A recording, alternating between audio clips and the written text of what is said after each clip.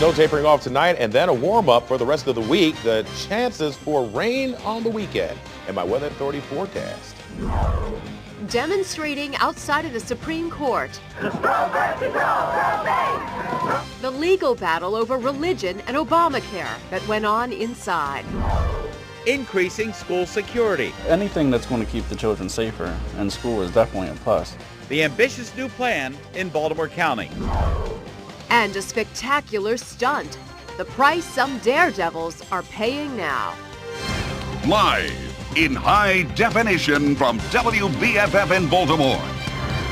This is Fox 45 News at 10. Hello, I'm Jeff Barnes. And I'm Jennifer Gilbert. It is spring, but if you look outside, you would never know it. Yeah, here's a live look at the roads right now as we speak. It was snowing most of the day, and now we're looking at North Baltimore, where you see a light snow-wintry mix just kissing the windshield, really, of the car. Now, the streets aren't bad as far as snow accumulation is concerned, and that's good news. However, the thing to worry about now are the very low temperatures we're experiencing tonight. That's right, and because of that, some problems could develop overnight. Here's Chief Meteorologist Vitas Reed joining us now with a look at this latest winter blast. I believe this is number 600,017. Yeah, we may need a new graphic saying spring blast versus winter blast. Here's what's going on. Looking at snow out there, this area of low pressure moving up the coast and is actually strengthening a little bit. So as it gets towards Boston, could drop heavy snowfall there. Eastern Shore getting a nice wave of snow at this time.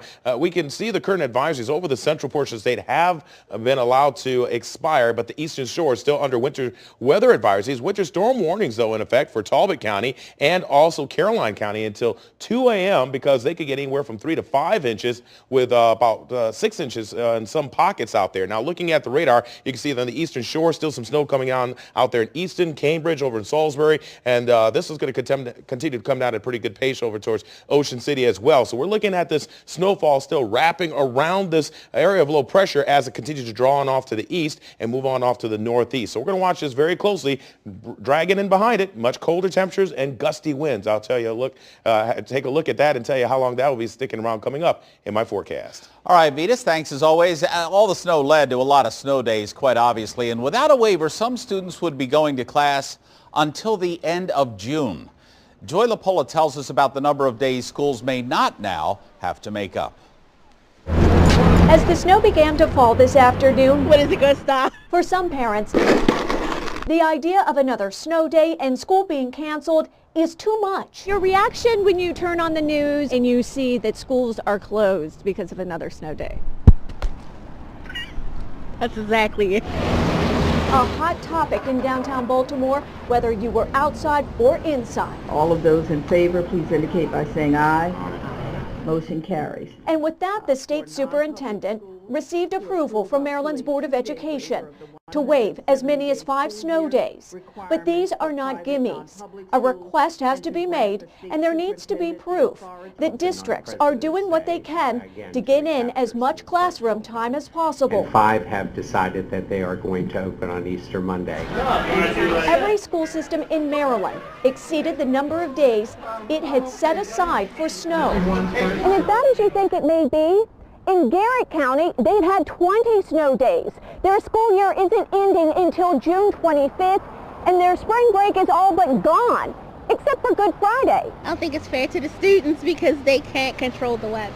Some parents don't see it that way, and they let the state know it. Of the 50 written requests, 79% of those folks have asked us not to approve any waivers at all. The remaining percentage, 10 whatever percentage, is saying, you know, we bought these airline tickets. In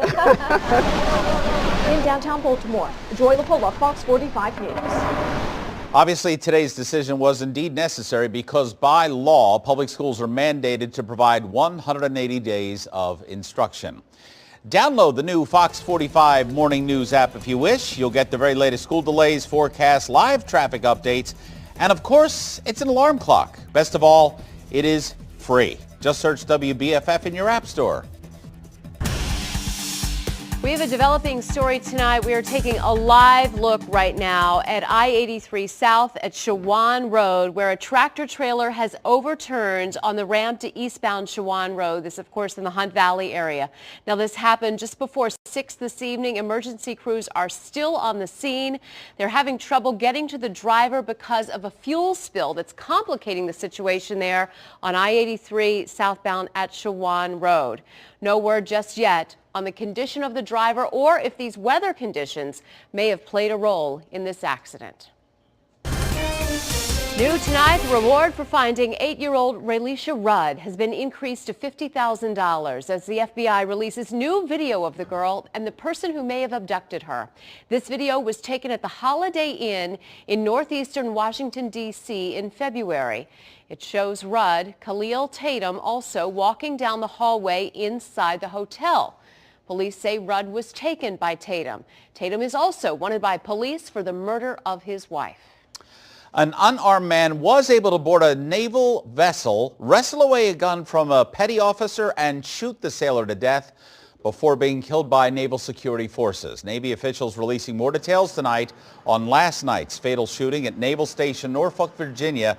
They say the suspect had credentials to be on that pier, but it's not exactly clear what type of credentials he had or whether he was even authorized to board the USS Mahan. The suspect approached the Mahan's quarterdeck and was confronted by ship security personnel. A struggle ensued, and the suspect was able to disarm the petty officer of the watch. The suspect then used the weapon to fatally shoot our sailor, who was responding to render assistance. Naval security forces then killed the suspect. Navy officials have not released the name of the sailor killed. The investigation is ongoing. Breaking news tonight on Obamacare. Some people will be granted an extension to that March 31st deadline for getting insurance. According to the Washington Post, people who started to apply for insurance on the federal website but who do not finish by Monday will be able to ask for more time. People will be able to ask for that extension on the website until mid-April. And the Supreme Court seemed to agree with businesses that do not want to provide some methods of birth control. Two family-owned companies, Hobby Lobby and Conestoga Wood, are challenging the contraceptive mandate in the healthcare law. That mandate requires companies to provide cost-free birth control to employees. Both plaintiffs are deeply religious and say their beliefs prohibit them from providing some emergency birth control methods required under law that work after an egg has been fertilized. We didn't choose this fight. Our families would have been happy to just continue providing good jobs and generous health care benefits, but the government forced our hand. Justice Anthony Kennedy asked questions helpful to both sides of the debate, and he is expected to hold the key vote. The court is expected to decide the case by the end of June. The arguments in court caused an uproar among supporters and opponents of the birth control mandate. Melinda Roeder shows us the hundreds of people who gathered outside in the snow.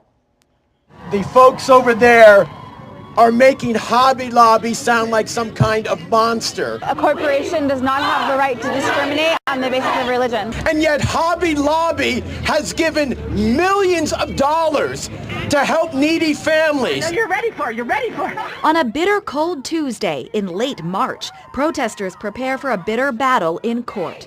Pro-birth control! Pro-faith! While one side chants, the other uses horns and pipes to get their point across. It's evident that here outside the Supreme Court, a line has clearly been drawn. On one side, we have supporters of Hobby Lobby in their fight against that federal mandate to cover birth control. And on the other side, a crowd of pro-choice advocates who hope the Supreme Court will uphold that mandate. Birth control is good for the economy, it's good for women, it's good for health. I deeply believe that contraception is wrong, and I wouldn't want to have to pay for someone else to use it. Their pleas are met with applause as politicians take the podium. Thank you for standing up for your principles. Thank you for standing up for liberty. Thank you for standing up for faith. Simply put, this is a fight over rights. Hey, Supreme Court, no bosses in my bedroom. Versus religion. This is about life-ending drugs that have been mislabeled as contraception. But in a case like this, nothing is simple as it seems. There's a lot of misinformation about this case. Yet there is something shared among both sides of the debate. A passion stronger than snow, more compelling than the cold. Considering it's almost April, I wasn't quite ready for a protest in the middle of snow. You have to stand up for what you believe in no matter what, so here we are.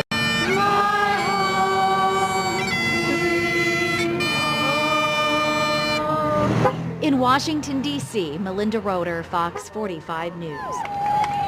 And it is our question of the day. Can the government require business owners to do something that's against their religious beliefs? Jeff says they must provide insurance. They cannot tell their employees what kind of coverage they can have. Also on Facebook, Darlene says they're not saying that their employees can't purchase these things, just that they should not have to pay for it. I stand with Hobby Lobby. We'd like you to join the discussion right now. You can go to facebook.com/Fox Baltimore. Baltimore County is hoping a nearly $4 million investment will make elementary schools just a little safer. Janice Park is streaming live at Riverview Elementary School and tells us a sophisticated new camera system means there will be an extra set of eyes at each and every single elementary school in the county. Hello, Janice. Hi, Jeff. Well, Baltimore County Police Chief Jim Johnson hopes that this will stop someone from doing the unthinkable. Every single elementary school, including this one here behind me, will get at least 3 of these cameras, and it is fairly simple for principals or police to use. They can pull up the feeds using their iPhone or iPad. But we look at tragedy across America. The buses are in the loop. And we determine what we can do. On the outside, Riverview Elementary looks like it always does. But police say on the inside is cutting-edge yet simple technology. We just wanted to give you just a look and feel of how simple this is for the police officer to use. To hopefully deter the type of violence that already left its mark on Baltimore County, when a Perry Hall student was shot on the first day of school in 2012. The first thing that goes through anybody's head is kind of accounting where your family is. I don't know, it's troubling when you see something like that. You know, it makes you count your blessings. Each of the 107 elementary schools in Baltimore County will get at least 3 of these cameras. These cameras will allow, if you can imagine for a minute that you're an SRO and you're in the gymnasium of a school, but yet you're a little concerned about the cafeteria because you heard something may be brewing. School resource officers, principals, and police can pull up any of the cameras and see floor plans and a live feed with a simple click. We have activity in that area, and we want to make sure that we focus on that. The standard we put in place really now will allow the partnership that we have with Baltimore County Police Department to really now expand to our Office of Safety and Security that's led by Dale Ronzon, to really look at real-time information and video of what's going on in our schools. Police Chief Jim Johnson hopes it will deter students from violence, knowing that they are being watched. And it's a big investment that some parents say is money well spent. The thing that's going to keep the children safer in school is definitely a plus, you know, whatever money or security they have to add for it. And these cameras will be partially funded by speed camera revenue. It was also announced today that when it comes to safety in the area, police will be purchasing up to 15 portable cameras. They will be put in high crime areas. We are live tonight in Halethorpe, Janice Park, Fox 45 News. Signs of terrible security at the World Trade Center in New York City. Base jumpers leaping from the top of the building. How they were able to do it in the first place later on Fox 45 News at 10. Oh my God. Oh my gosh. Also ahead, a frightening 911 call from a person who witnessed the deadly landslide in Washington state. And I'm Keith Daniels. The brutal attack and robbery of an elderly victim tonight. Why there could be some relief for that victim. That story coming up. And the snow's coming down out there at this time. It's starting to taper off and make its way on off to the northeast. We're going to have to deal with the winds and the brutal cold tomorrow. I'll tell you more about that in my forecast coming up.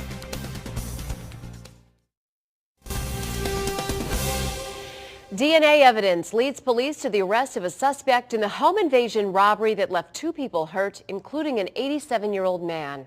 Keith Daniels live from the neighborhood where the victim is still recovering from that brutal attack. Keith. Well, Jennifer, it's been 5 months and police believe they have their man, at least one of them. And tonight that's good news for one victim who can't forget his attackers. I don't hurt nobody. I don't do that to nobody. Oliver Daff looks a lot better since the last time we saw him. The stitches are gone, but still, there's pain. I have spells with my head back through here where he hit me in the head, you know what I mean? A headache after a beating and robbery. Now, news of an arrest and maybe some relief. I don't want this to happen to nobody else either. I don't want it to happen. And I hope they get the limit, give them the limit, what they need. Anne Arundel County Police say DNA evidence recovered from the crime scene has linked Travis Evans of Baltimore to the early morning break-in at Daff's home in Glen Burnie. Well, he was beating on me. He told me to shut my mouth. The 87-year-old man says he and his 73-year-old girlfriend were asleep when suddenly someone pulled Daff from his bed, then beat and robbed him. They got to be stopped. The day of the attack, Daff told us what happened and how he escaped. Makes me nervous every time I think about it.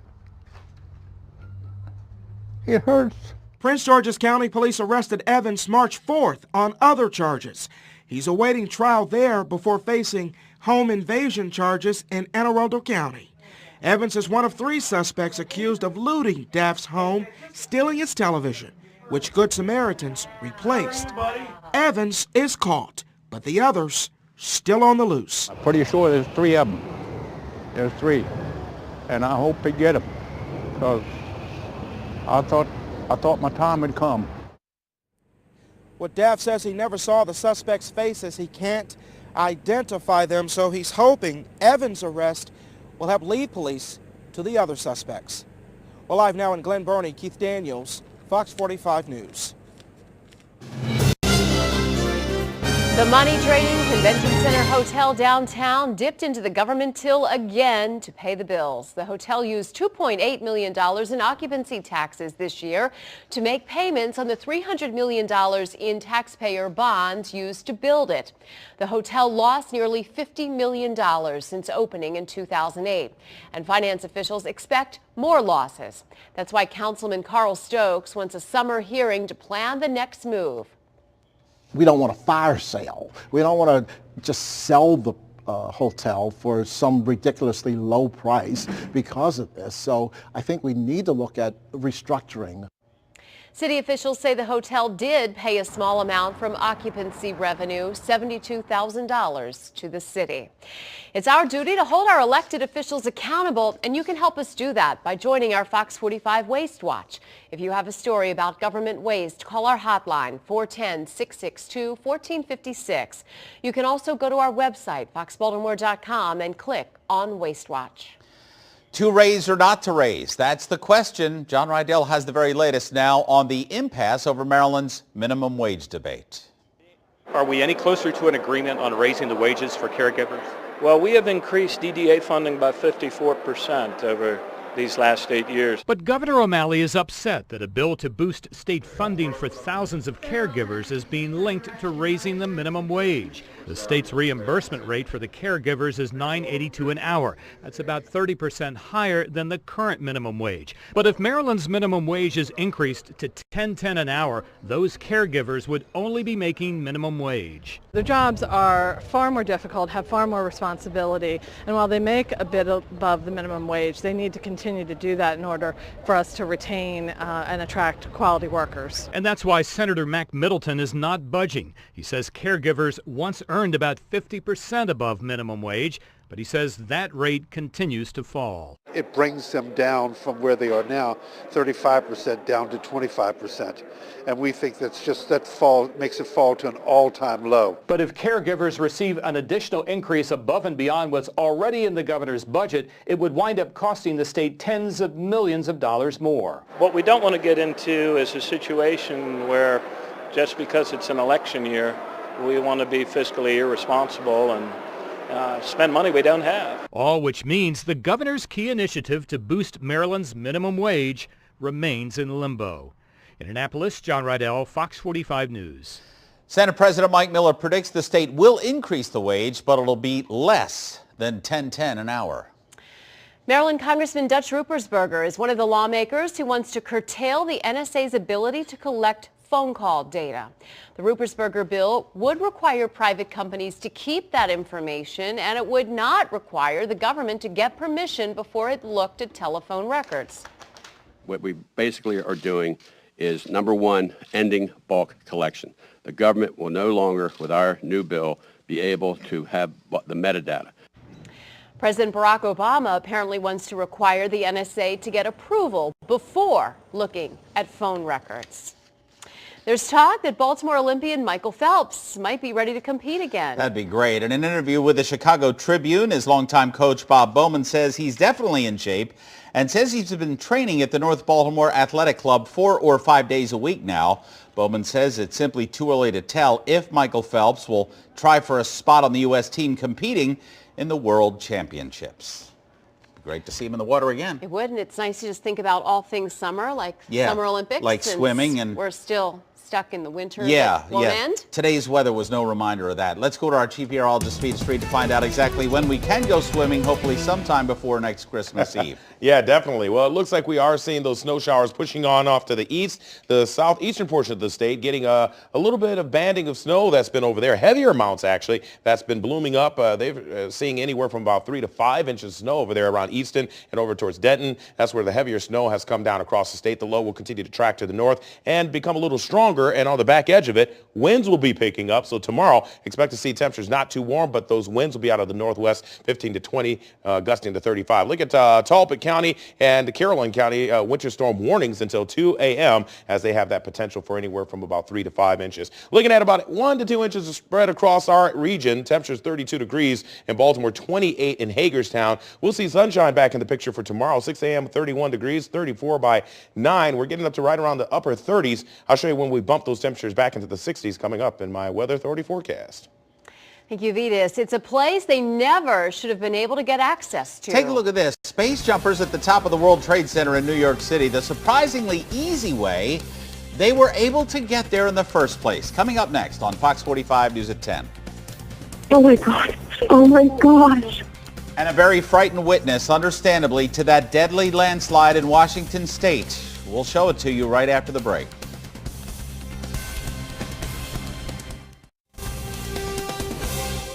New developments now in that deadly mudslide in Washington State. 10 more bodies have been found on the rubble, raising the death toll now to 24. Also tonight, very frightening 911 phone calls from that deadly landslide that day.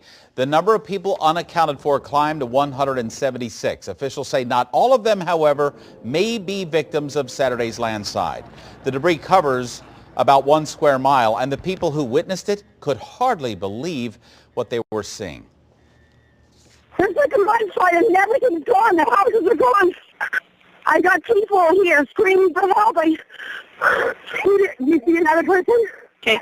Are they in the middle of the water? Yes, there's a person going up there in the middle of the mud. There's someone. You can come on. Okay. Oh my God. Oh my gosh.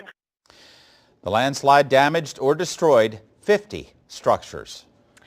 4 men have turned themselves in for a daring base jump from One World Trade Center last year. They were arrested one day after releasing this very dramatic video on YouTube of the daredevil stunt, jumping from the top of the nation's tallest building. This happened on September 30th of last year.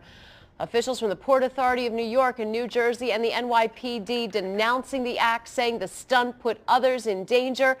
The most shocking thing is, how did they get access to do it?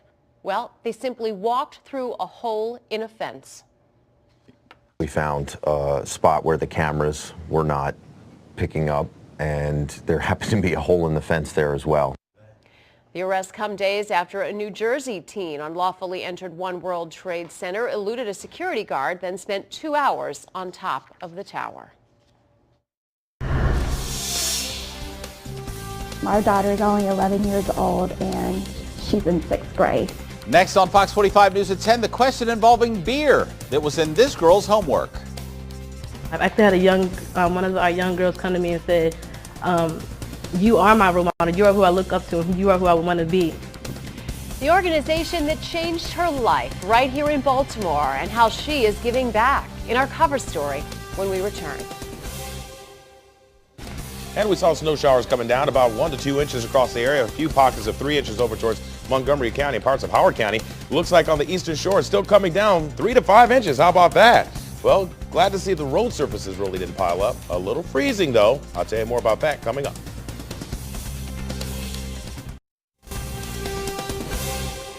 New at 10:30 tonight, uproar from some parents in Anne Arundel County tonight over a question on a math assignment.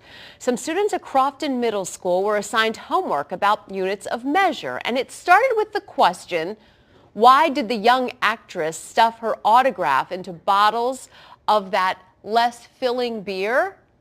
Answering the homework filled in the answer to the riddle. She wanted to see her name in lights. We just really feel strongly that this is not really appropriate for middle school age kids. My daughter is only 11 years old and she's in 6th grade. Anne Arundel County School spokesperson Bob Mosier said the word beer is inappropriate in homework for a 6th grader, especially since schools emphasize avoiding drugs and alcohol. The principal at Crofton Middle School is sending a letter home to parents saying they don't have to complete the homework. No word tonight if the teacher is being disciplined. Washington, D.C. Metro Police investigating after a brazen robbery that occurred on Saturday. Watch the young woman in red in the middle of your screen. This happened about 2 p.m. The suspect walking alongside her, just grabbing the phone and starts to take off. Now, the victim, as you can see, gives chase. The suspect was arrested outside of the station. Police don't recommend chasing suspects like this, but they do say it's a great idea to know what's going on around you at all times, especially when you're in a public place.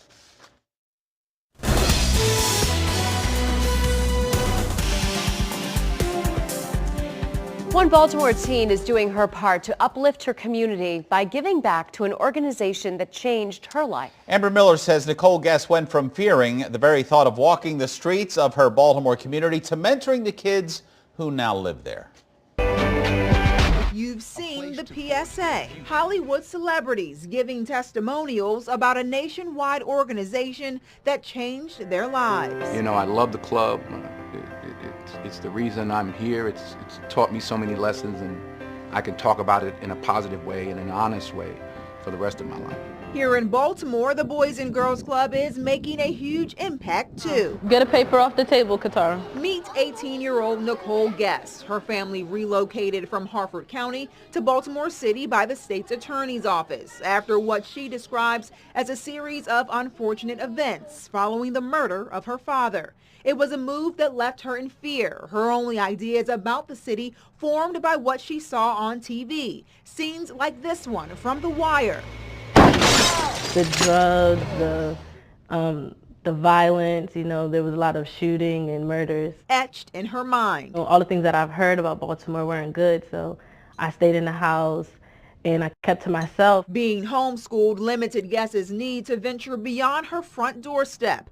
That's until she was encouraged to visit the Boys and Girls Club. My younger siblings had came to me and said, you know, there's this wreck, we should go check it out. All the friends, all the, kids in the neighborhood was telling us about it. After day one, the then 15-year-old was hooked.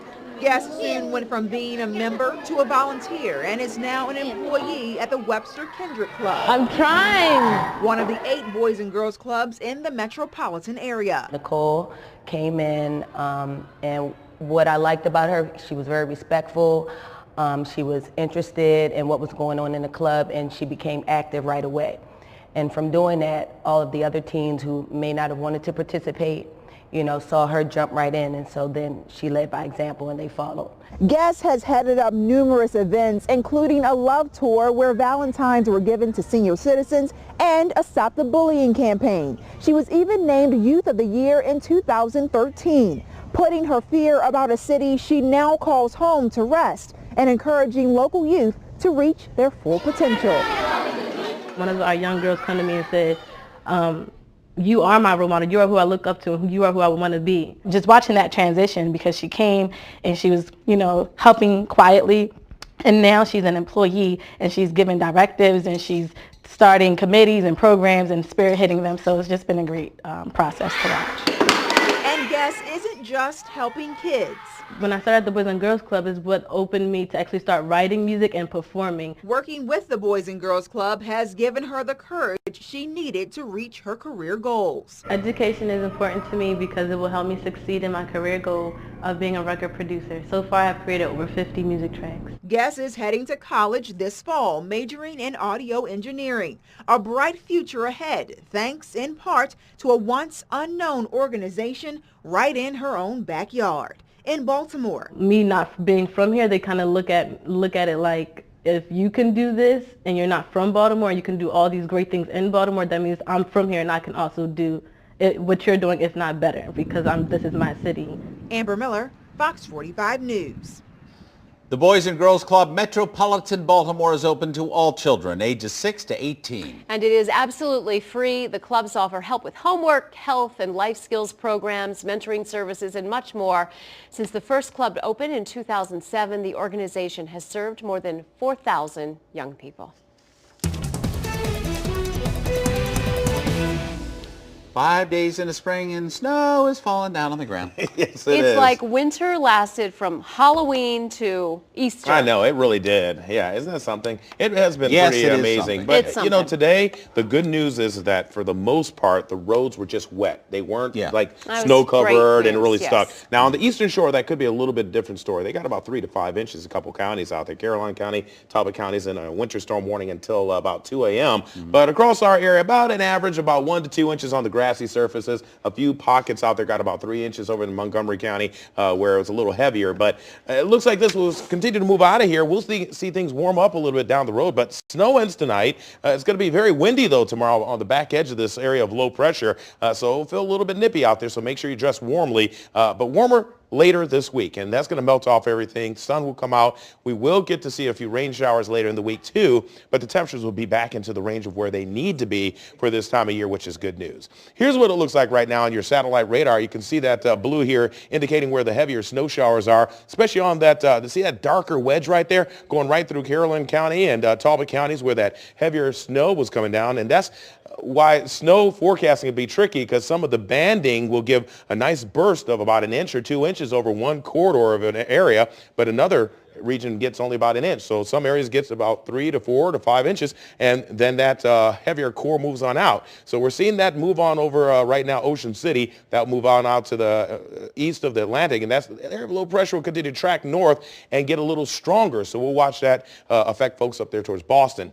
Here's another look at that radar. You can see it scanning the skies. Those snow showers coming down pretty good on the eastern shore, but around Baltimore is tapering off. So right now downtown, 32 degrees, a few flakes still remaining out there. Start to taper off, a north wind at 3, but that will pick up quite a bit tomorrow. 30 degrees in Westminster, 30 in Bel Air, 32 in Laurel, Columbia, and over in Annapolis looking at 33 degrees. Frederick sitting at 30. The bigger picture here, you can see on the future scan, snow moves on out of here. We'll get some breaks in the clouds for tomorrow morning's rush hour. It looks like through the day we'll see plenty of sunshine, just kind of breezy conditions for the next day here. As we get into Thursday into Friday, some more sunshine mixed with some clouds. As we get towards the weekend, there will be some showers building in with that next round of warm air, but until that gets here, it looks like we'll get a little break out there. 28 degrees tonight. It looks like snow tapers. Winds pick up through the overnight. Tomorrow we'll see plenty of sunshine, high right around 39. Wind gusts, though, up to about 35. I'll have a closer look at your 7-day forecast and see how long the warm air sticks around coming up.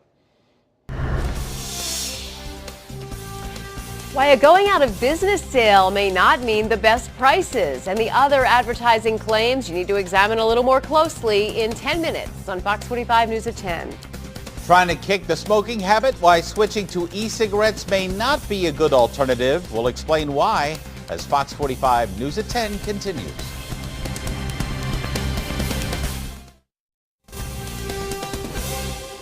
Many EPA employees make their salaries paid for, of course, by the U.S. taxpayer. All of us. Did you know some get free memberships to gyms for their families and free gift cards to buy presents for their spouses?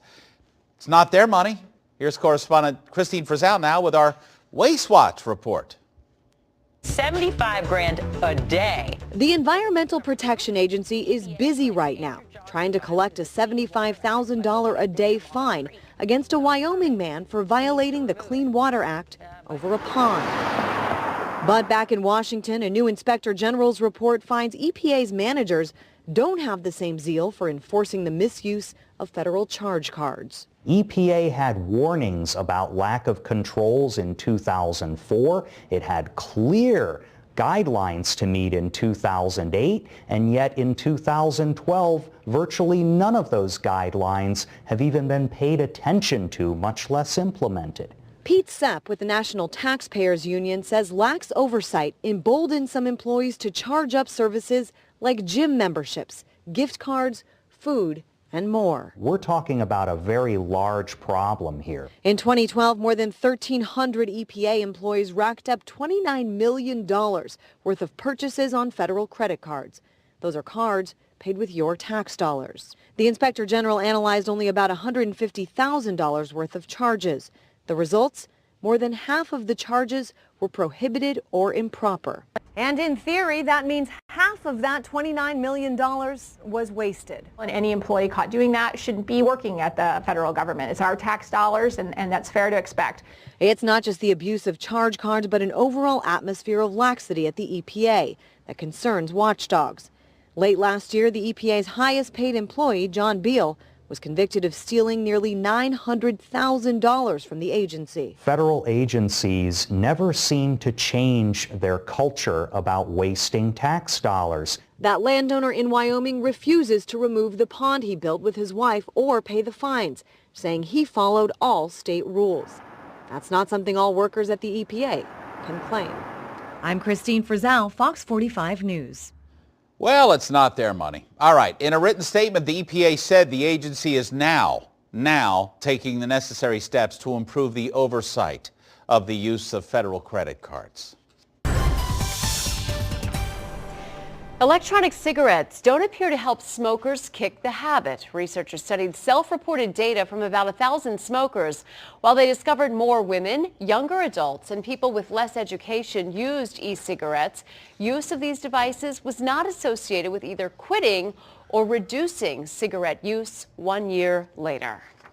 We had snow predicted for today, so this comes as no surprise. What surprised me is I thought we were going to get more. Yeah, well, so that's the upside. At least it's not sticking around as much as it Yeah. could be. Yeah. That's the good news. Chief Meteorologist Vetus Reed is here to let us know what other good news is in our 7-day forecast. Vetus. Well, the good news is that we have this orange ball in the sky, the sun. That's going to help heat us up a little bit. We're going to see 39 degrees tomorrow, but it's going to be breezy and cool. We start to notice the changes on Thursday. 48 degrees, some more sunshine, the winds die down. Back into the 60s on Friday and Saturday, but we could get a little rain with that, maybe even a few rumbles of thunder on Saturday as the front pushes through, dropping the temperatures down to about 58 on Sunday. But it looks like still the warm air will take it, and it's not an entire washout for the weekend. Sunday looks pretty good, and it's back to 64 degrees on Monday next week, and then 55 on Tuesday. So temperatures on the upswing for the most part of things here. It looks like we're happy to see that snow go away. Back to you. A Maryland legend now becomes an immortal. Bruce Cunningham has that story next in Sports Unlimited. And why that satisfaction guaranteed may not mean you get your money back. We'll explain as Fox 45 News at 10 continues.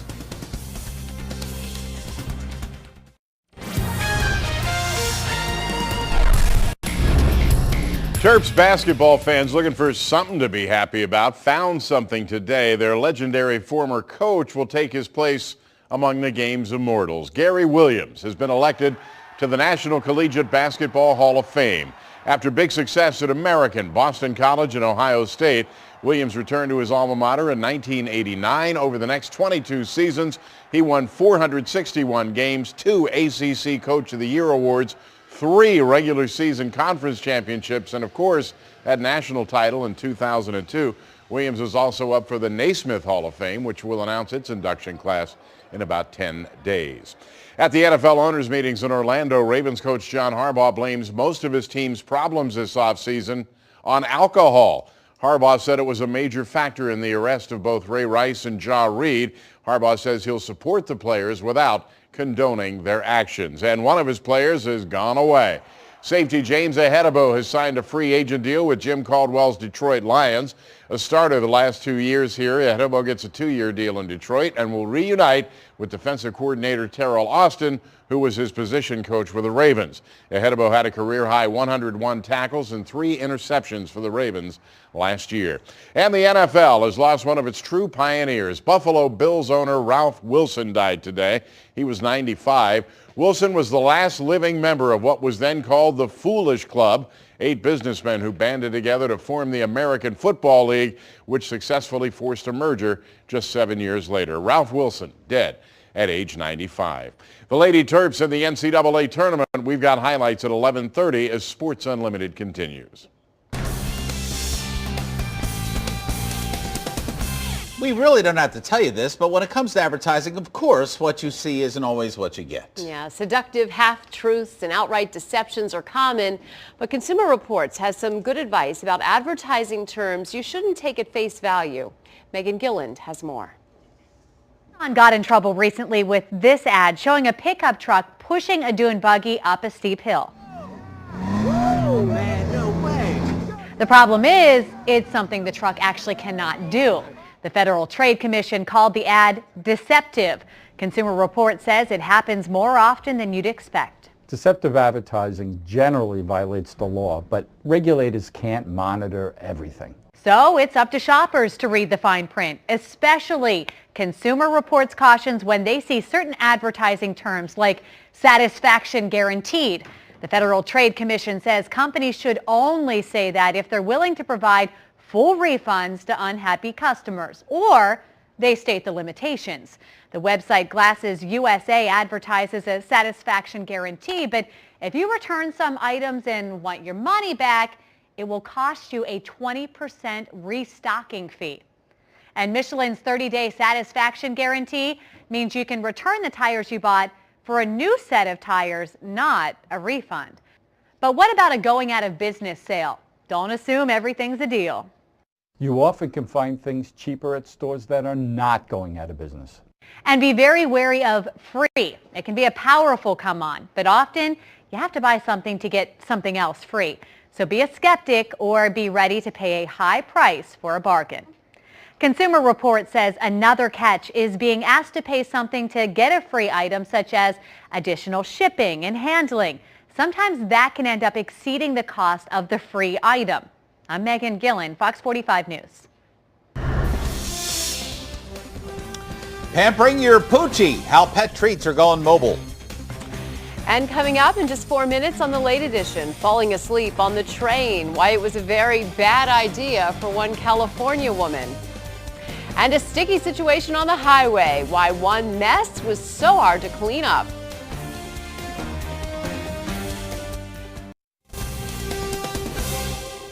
Food trucks are all the rage, and now in Texas, there's one for your dog. Yep, rescue basset hounds Rock, Hudson, and Jazzy are in heaven devouring doggy peanut butter ice cream.